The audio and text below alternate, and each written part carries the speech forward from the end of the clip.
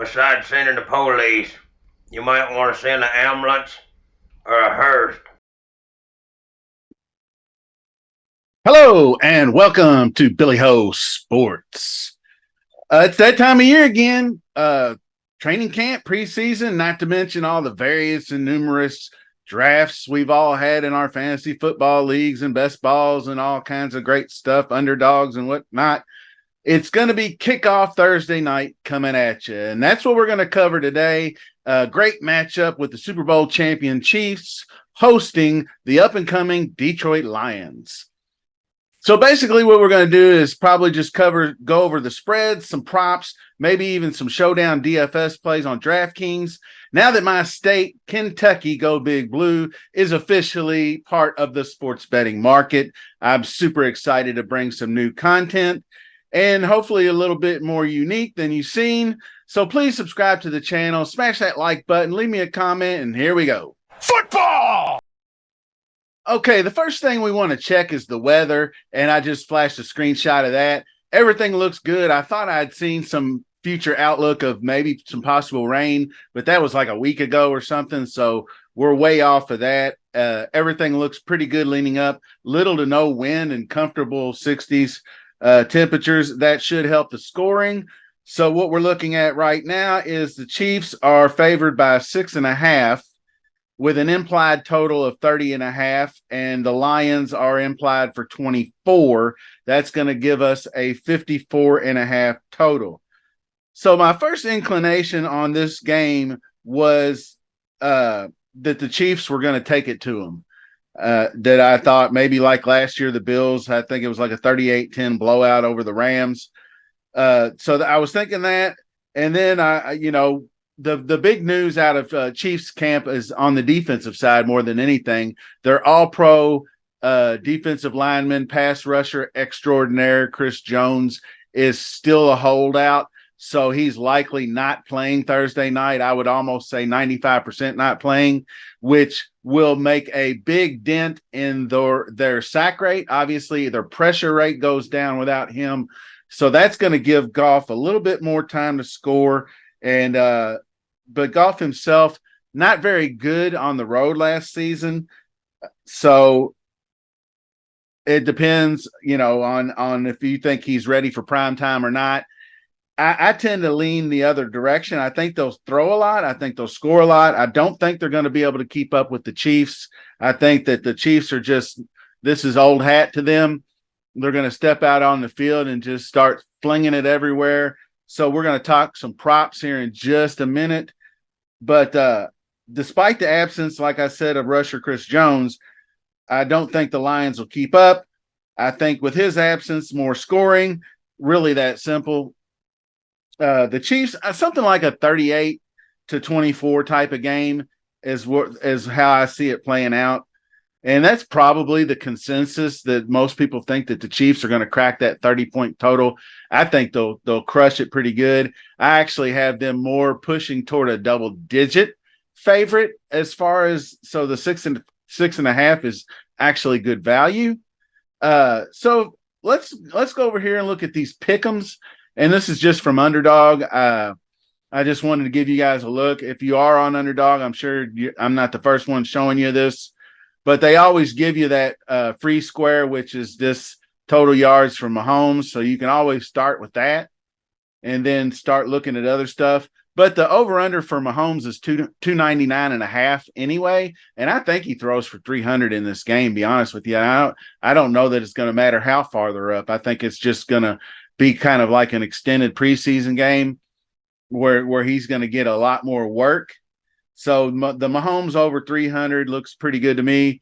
And then you go start looking at, I wanted to look at Chiefs before, so we're going to go down here, like I said, and the 0.5 total yards, obviously, 2.5 total touchdowns is pushing it because I kind of feel like Pacheco is going to get in the box too. And you never know with defense and every other thing. You also have Clyde Edwards-Helaire that'll probably get a couple of looks. So the total touchdowns is good because Mahomes might run one in.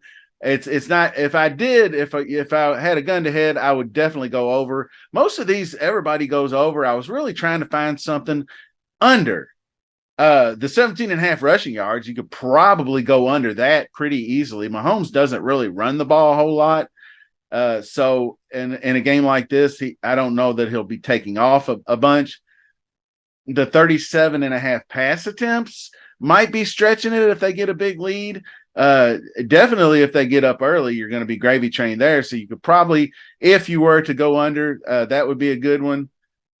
So moving on, like I said, Pacheco, I think he gets in the box. You could take a shot at the 0.5 rushing, but that's pretty risky. But I like the 49 and a half rushing yards and the 9.5 receiving yards.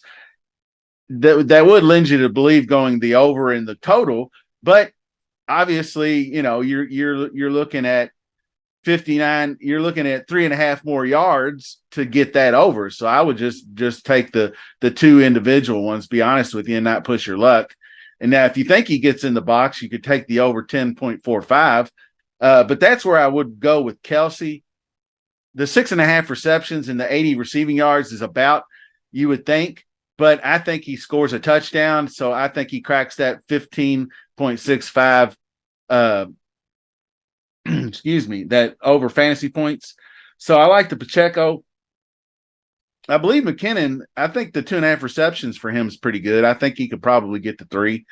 But it's really difficult. You don't know how the game will shake out with most of these guys. I don't see any slam dunks. All the overs look good. I guess they probably try to bait you in with overs and whatnot. But and I'm definitely not doing any of these defensive guys. Now, I will tell you, we'll just go up here to the top and start with golf. And I will say the over 59 and a half sounds like a plan. I would definitely do that because they're going to be chasing and keeping up.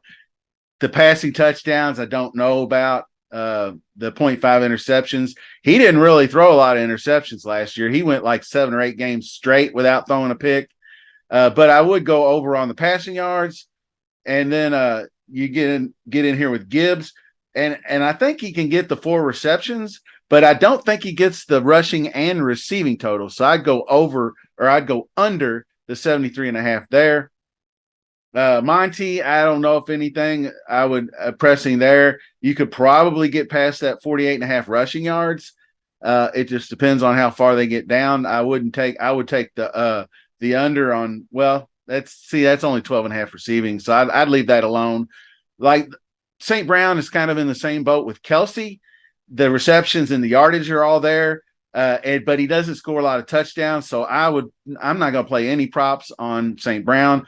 I will play a little bit on Laporta because I think they get him involved. I think he can crack the receiving yards is tough for a guy like him. He might just catch 4 passes for 25 yards, but he's going to get a touchdown. I feel pretty good about a touchdown for him, actually. So I think he cracks the 5.25 and the receptions for him. So moving over to DFS, we're just going to briefly close out the show with a little showdown talk. And I kind of filled in a few guys that I think are values as far as and obviously pricing is so weak when it comes to opening Thursday night. You can see I've plugged in just these random guys. I like I said, Pacheco, I think can anchor your squad here. Sky Moore looks pretty good. I know Kadarius Toney sounds like he might get clear to play, but if he doesn't end up playing, Sky Moore is definitely a good value at 4,800. I think Josh Reynolds at 2,800 is a really good value because other than Amon St. Brown, I think he's the guy, or he's a guy. They're gonna have to throw to somebody. So if you just click on Detroit here, and we can take a look at who they got. I mean, obviously he's going to be dumping it off, or he could be dumping it off to Gibbs out of the backfield. Marvin Jones at 6,200. I mean, that's Reynolds is $4,000 cheaper than Marvin Jones, his old ass. So I kind of like the thought of that. So basically it leaves you 15,300. So you can do whatever you want. And it's obviously you're going to play either or. Let me click back off this. It's going to be Mahomes and Kelsey. If you want to take Mahomes up here, you got Kelsey, and that'll do them there. So, you know, vice versa, whichever, because that's those are going to be the popular plays though. So it's a tough way to go about doing it, but it is doable. So fit anybody you want in that lineup and go for that $1 million. But this is just kind of like a first salvo in the NFL season. So I hope you liked it. Leave a comment, smash that like button if you did, and ask any kind of questions or comments are more than welcome. And until the next video, see you soon.